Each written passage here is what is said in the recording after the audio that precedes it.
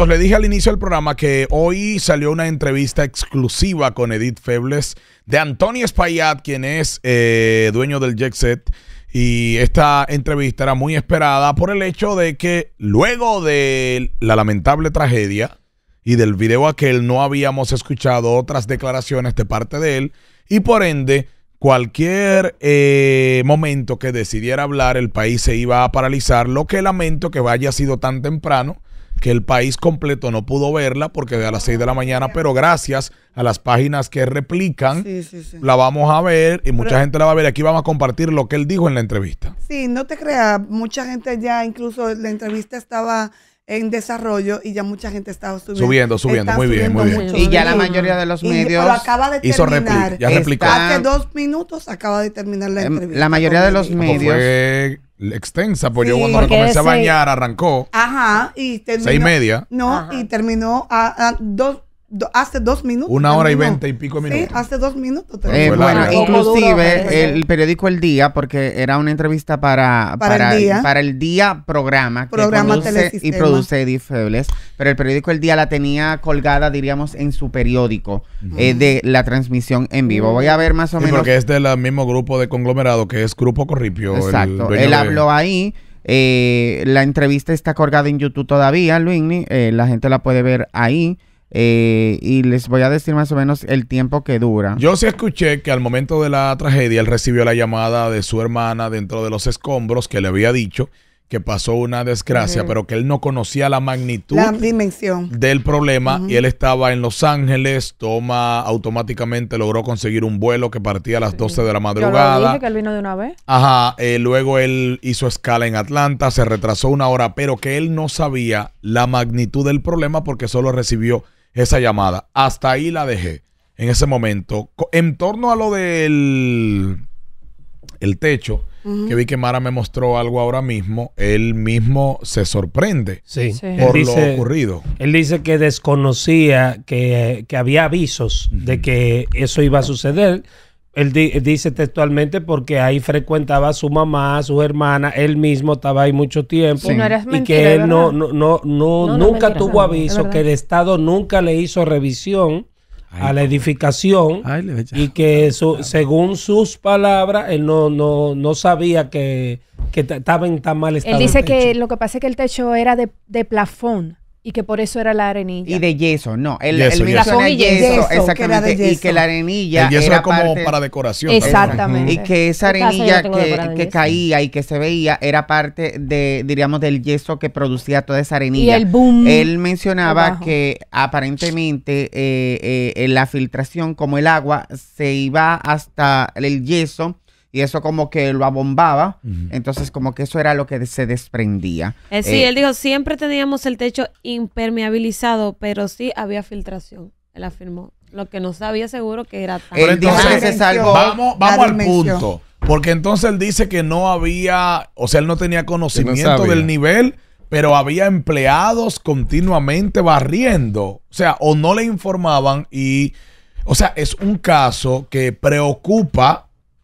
Porque estamos hablando de que el dueño, señores, hablando de las palabras de él, ojo, solo acaba de decir él en una entrevista, no tenía tal conocimiento, aunque él sí filtraciones y eso, pero de que podría pasar, lógicamente nadie se lo imaginaba. Ahora, si tan constante hay un tema de arenilla, de polvillo, desprendiéndose continuamente donde caen pedazos, o la negligencia debió de los...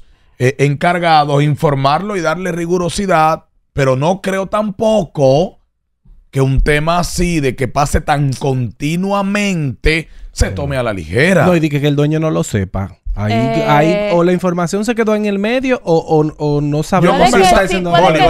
Yo conversaba con alguien el otro día aquí con los muchachos y yo dije, bueno, mira, te voy a ser sincero.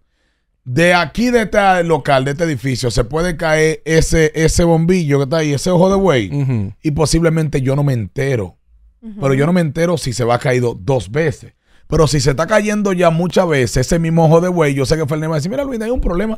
Ese ojo de buey se está cayendo todos los días. Luis, claro. Y que si es tan constante la situación, te va a pasar tú estando ahí. Entonces en algún momento tuvo que haber pasado el estando ahí de él ver que cayó algo del techo. Porque si todo el mundo menciona que es muy frecuente que caigan cosas, que la gente en la misma discoteca, en la mesa le caen cosas, entonces en algún momento él tuvo que vivir esa situación. Te voy a decir algo, o sea, señores, eso no tenían 2 años cayendo cosas del techo, ¿o sí? Nosotros vimos la información de que desde el sábado, desde la semana pasada, o sea, ¿cuánto había pasado? Hay comentarios.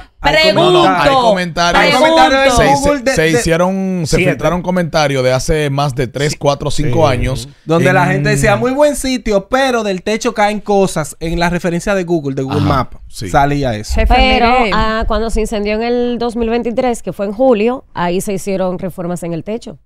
Entonces quizás lo que tú preguntas eran de días antes, pero no años antes. Por eso. Porque lo que pasó en el 2023, que fue un incendio, entonces ahí se hicieron reformas y me imagino que ya entendían que eso estaba resuelto.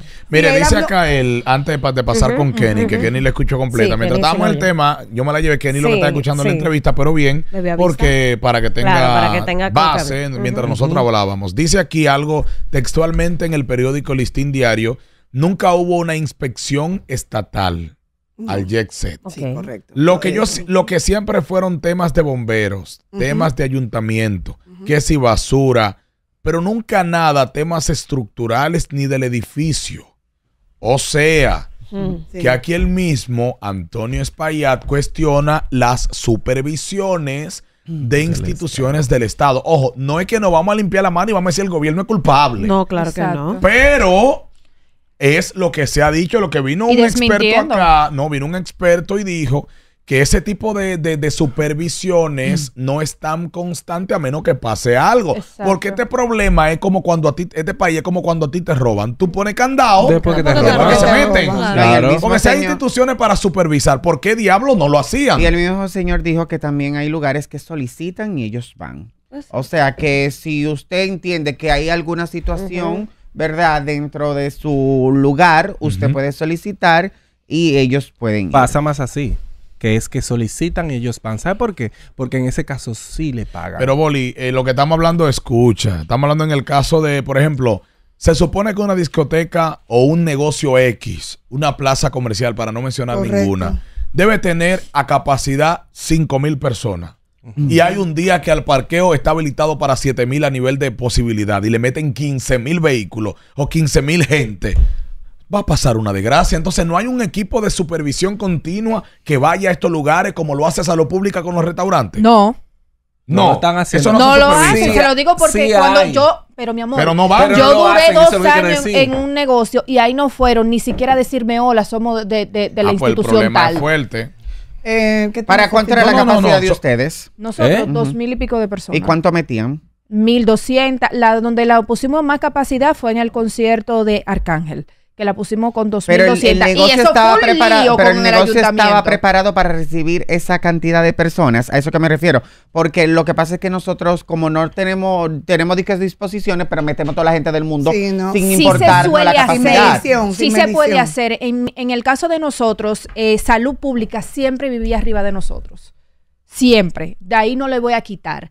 Pero de ahí que el departamento, de que obra, estructura... Eso nunca existió. ¿Qué más dijo Kenny en la entrevista? No, mira, a él se le, por ejemplo, con el tema de los vecinos, de todas las denuncias, él dijo que siempre, desde que ellos se mudaron ahí, ellos trataron siempre como de cumplir con todas las normas, de reforzar las puertas, para el sonido, del tema del sonido, incluso de las empresas, de las toneladas en el tema de los aires. Todo era a través de compañía, con la resistencia del techo. Él dijo que cuando compraron ese terreno, que era el cine El Portal, tú sabes que los cines llevan como curvas, pero no era en el techo, sino en el tema del suelo, que ellos lo que hicieron fue como nivelarlo. Porque estaba... Claro, porque queda así, tiene una pendiente. Tiene una pendiente y todo eso fue como rellenado. Él especifica que la discoteca la presidenta es su madre y él siempre ha fungido como gerente de la empresa. De la empresa. De la empresa. Kenny, por casualidad, tú sabes que tú que le escuchaste, se le preguntó de una supuesta información que salió donde a él se le había advertido y que si se había firmado un documento. Sí, Edith le preguntó sobre, en base a esa relación y todas las especulaciones. Y él decía, señores, hace un mes yo estaba en la mesa VIP, la mesa donde yo siempre me sentaba, hace un mes yo estaba con mis hijos, con toda mi familia. ¿Tú crees? Y esa fue la respuesta. Dijo que no estaba de casualidad, porque él siempre iba. Y dijo que por su compromiso, en Las Vegas, él por eso no estaba ahí. Y que cuando, perdón, entonces, él estaba en la conferencia de radio. Sí, exactamente, estaba en la conferencia que se hace anual y él va, perdón Kenny, pero para agregar a eso, y cuando ellos no iban entonces iba su hijo Ricardo. Sí, o sea, siempre había alguien como de la familia los lunes. Y en su caso, él dijo que estaba su hermana Maribel y estaba su cuñado. Exactamente, porque Ricardo ese día no pudo ir. Exactamente, y él decía que él le respondía a Edith, le dijo, ¿tú crees que si yo sé que yo tengo esa circunstancia, yo iba a estar ahí con mi familia? Yo iba a permitir que gente que yo amo y que yo estoy sufriendo se sentaran ahí dentro. Sí, eso, el detalle. Entonces él dice, yo nunca incluso él dijo que en la entrevista que él sabía, le informaron del accidente, pero él no se imaginó que era todo el techo. Él pensó que quizás era una parte. Pero él nunca se imaginó la magnitud. Incluso le preguntaron cuántas personas habían ahí ese día. Y él dijo que con empleado y todo, 550 personas. Sí. Pero la vocera dijo otra cantidad. No. Las que fueron a compartir esa noche, a disfrutar. Pero él está incluyendo los empleados. A él se le preguntó y ese fue el número que él dio. Él dijo 23 empleados, de los cuales algunos... Bueno, él dijo que ha hablado con las familias, tanto los que sobrevivieron como que los que fallecieron con esos empleados, y que habían empleados que eran contratados, no eran contratados fijos de la discoteca, sino que prestaban subcontratados, que prestaban servicio esos lunes cuando estaban libres en sus trabajos fijos. ¿Tuvo contacto con las familias? De sus empleados y con algunas familias a las cuales no mencionó el nombre. Él decía que le han recibido llamadas porque hay otras que él dijo, yo entiendo el dolor por la que ellos están pasando porque yo lo estoy pasando.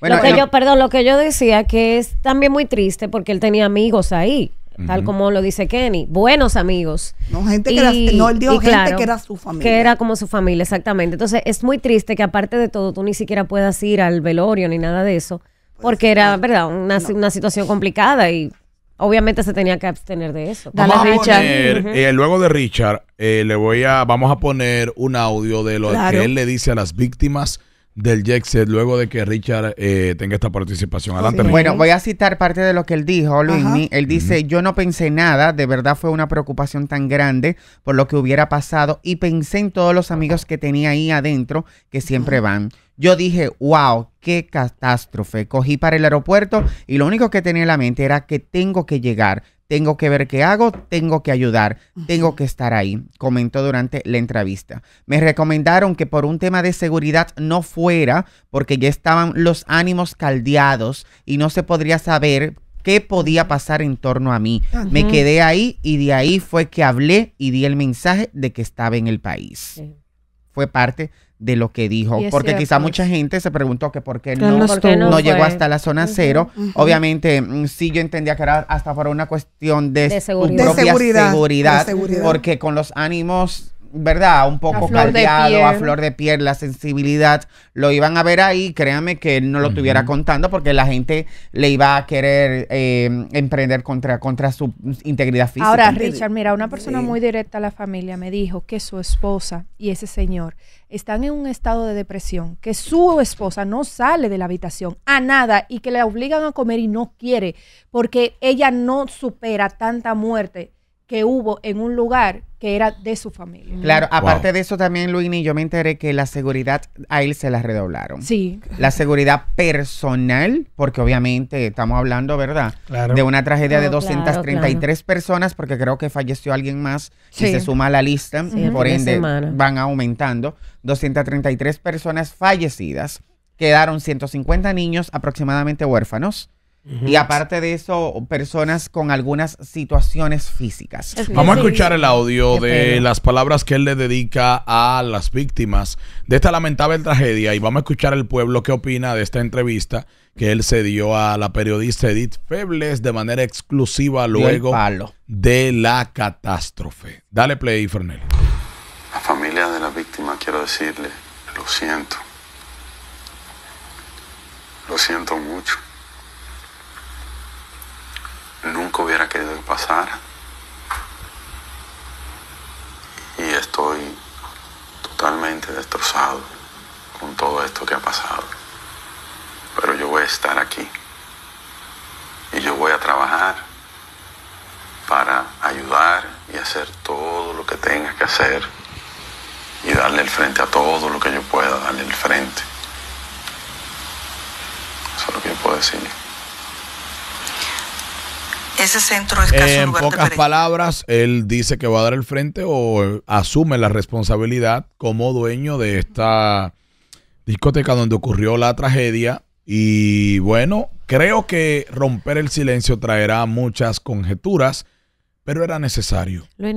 Y creo que escogió un escenario perfecto para él dar sus declaraciones con una periodista muy respetada. Es cierto. Y a la altura que y a la altura que merecía. Y que un medio con credibilidad, que dentro de lo que escuchaba, por lo menos los primeros minutos, notaba que Edith también hacía preguntas inteligentemente, porque una señora muy inteligente. Sí, ¿no? Hacía preguntas que teníamos todos.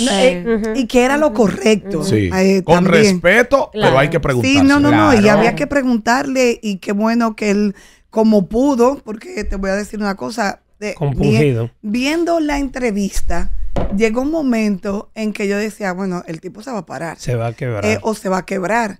Porque, señores, no estamos hablando de cualquier cosita que pasó. Sí. Es decir, y él entiende, incluso una de las preguntas que yo misma me hacía, yo decía, ojalá que ella se lo pregunte, es decir, él sabe que su vida cambió para siempre. Claro, él no se Kenny, es que sin ánimo de defender a nadie. No, es que aquí no estamos defendiendo a nadie, estamos sin ánimo de defender justo porque cualquiera de nosotros que nos veamos en esta posición que esté señor, te voy a decir una cosa, quizás él no lo dijo públicamente, pero yo me imagino que ese señor muchas veces hubiese pedido estar ahí dentro. Y él haberse ido con toda esa gente. Eso es lo que te digo, que sin ánimo de defender a nadie. Hay cosas que, señores, sobrepasan el entendimiento. No, nadie quisiera estar en los pies de él. Claro. Ahora, él habló de ayudar. Él dijo en la entrevista si él ayudó, si hizo algo. Sí, con las familias de sus empleados fallecidos, si se han acercado algunas familias, ellos se han acercado por el tema de que hay niños que están en colegios, que han perdido a sus padres. Y él incluso dijo que no solamente por el tema de los colegios, sino hasta ir más allá. Porque él sabe lo que es la consecuencia de menores de edad no tener a sus padres, porque quedan en el aire. Quedan en el aire. Y como que ese tipo de cosas, él se está organizando para poder estar ahí y siempre estar para ayudar. En cuanto a los temas legales, Kenny, él citó que ha habido algún ya recibido. El tema, él habló del tema de la especulación que salió este fin de semana, de que como él estaba haciendo transferencias los movimientos. Lo desmintió. Y aparte de que salió un comunicado, yo le puedo decir, le digo que yo no he hecho ningún tipo de movimiento de nada. Yo voy a dar la cara, yo voy a estar ahí. O sea, asumió su responsabilidad. Eso fue lo que dijo en la entrevista. Es que yo siempre dije, hay algo, o sea, a él no lo están dejando moverse por algo. Porque, señores, si ¿cómo que se llama Carla Álvarez? Si le dieron con conga, imagínense ese señor. Entonces, me imagino que su bufete es de abogado. Es que todo lo que él tenga que hacer a partir de, tiene que ser estratégico. No puede ser porque él quiera, ni porque nosotros queramos, sino porque todo lo que pueda pasar, puede ser usado en su contra o a favor o en beneficio, ¿verdad? Cuando a mí me dijeron, mira, cuando a ese señor lo llamaron, él se volvió loco, y él cogió un vuelo para acá y a él le dijeron, usted por ahí no puede ir, y mira cómo lo dijo ahora. Kenny habló de las primeras declaraciones que él dio, o sea, se hizo referencia. No, eso no se hizo referencia. Ahí fue que yo leí. Edith lo que hizo fue preguntar, hacer las preguntas que mucha gente no hace. Él estaba preparado en ese momento para ir a la zona cero, de acuerdo a sus declaraciones que yo leía textualmente, pero al recomendarle que no fuera, porque estaban los ánimos, prefirió hacer el video. Sí, pero yo hablo porque recuerden que después de eso vino un ataque. Claro, sí, porque iban a venir. El momento para hacerlo. Iban a venir. Como iban a hacer. Que como y fíjate que lo entiendo perfectamente cuando él menciona de que él no sabía la gravedad de lo que había sucedido, porque yo le mencioné a ustedes el tema de las losas que no se caen de esa forma tan, o sea, que se caiga completa.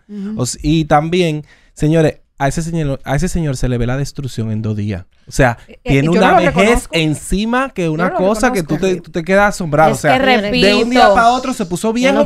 Tan depresiva a nivel Dios. Nadie quisiera estar en los pies de ese señor, porque yo entiendo que todos queremos respuesta. Yo sé que hay familias destruidas, yo sé que hay niños que perdieron a sus padres, pero estar en la posición de él debe ser muy difícil porque él tiene sobre sus hombros la muerte de muchísima gente y de personas importantes de nuestro país. Miren, él también habla y niega el peso excesivo en el techo y asegura que algunas familias no lo demandarán. La planta eléctrica no estaba encima del techo. Solo 6 unidades de aire y 3 tinacos, porque la discoteca demanda mucha agua, afirmó el empresario. Indicó que las unidades de aire acondicionado estaban protegidas con casetas de alucín, una estructura liviana que, según dijo, no representa una carga excesiva para la edificación.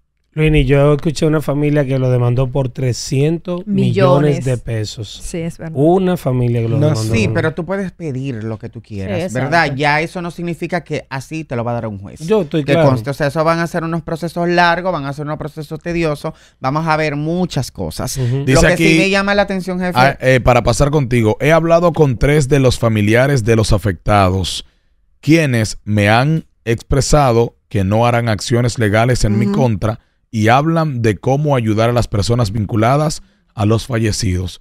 Suponemos que esas 3 familias son 3 familias poderosas, claro, de las cuales mucha gente tendrá una conclusión y sabe a quiénes nos estamos refiriendo. Definitivamente, aunque hay muchos abogados que andan tratando de que tú lo escojas a ellos, tú sabes, haciendo su diligencia full con la desgracia del otro. Me llama la atención, por ejemplo, que él dice, siempre teníamos el techo impermeabilizado, pero sí había filtraciones. Todos nos sorprendimos, en 30 años siempre se caían los plafones, pero nada como esto. Incluso él dijo que esos plafones muchas veces, si había que sustituirlo, lo hacía hasta un empleado porque eran cosas como fáciles de hacer. Lo que pasa es que los plafones vienen con una estructura metálica muy fina que tú puedes ir quitándolo como por pedazos. Pero, entonces, Boli, corrígeme, si se desprende algo y cae, tumba el plafón. Claro, obviamente, porque ese peso, pero no te tumba esa placa de plafón. Sí, porque es un cuadrito. Es un cuadrito. Si cae algo ahí, eso puede tumbarte ese plafón. Pero y tú entonces, alguna alerta había si se me estaban cayendo los plafones. Claro. Obviamente, la misma filtración hace que se arrugue el plafón y pierda su fuerza o pierda también su forma. Y en el hueco que cabe, entonces se cae. Porque pero tú piensas que es un pedazo. Porque oye, yo que vivo ahí mismo, cuando pasó, que me levanto y veo la noticia, yo vi y leí incluso, cayó una parte del techo. Yo juraba que era una parte. Entonces, cuando yo salgo a la calle y yo veo la magnitud de lo que es, yo digo, pero es que fue entero, no fue un pedazo. Lo he repetido siempre. Claro, una losa no se cae completa de esa forma. No hay o sea, es algo que en la cabeza mía como ingeniero no cabe que se caiga una losa completa así. ¿Por qué pudiera pasar entonces? Porque yo siempre ¿Qué faltaba? Para mí esa losa no estaba amarrado ni de los muros, ni de la viga, ni de ninguna y columna. No tenía columna en el centro. No tenía nada que la sostenga. Prácticamente es como que tú pongas un pedazo de cartón encima de dos cosas y se caiga solo. Vamos a escuchar al pueblo. ¿Qué opina de esto que hemos compartido, de esta entrevista de Antonio Espaillat? 1 hora y algo dura la entrevista. Sí. Completa. No la puede ver. 1 hora y en YouTube, búsquenla. Y eso está regado, Mara. Pero Mara tiene 3 horas buscando la voy a mandar al grupo. Mándala. Gracias, Richard. El pueblo habla. Buenos días. ¿Qué opinan de estas declaraciones? Saludos. Señores, es una tragedia que afectó a todas las partes involucradas. No es verdad que ese señor hubiese querido que eso pase. Hay que ser empáticos con él también. Gracias. Buenos días. Saludos. Buenos días. Saludos.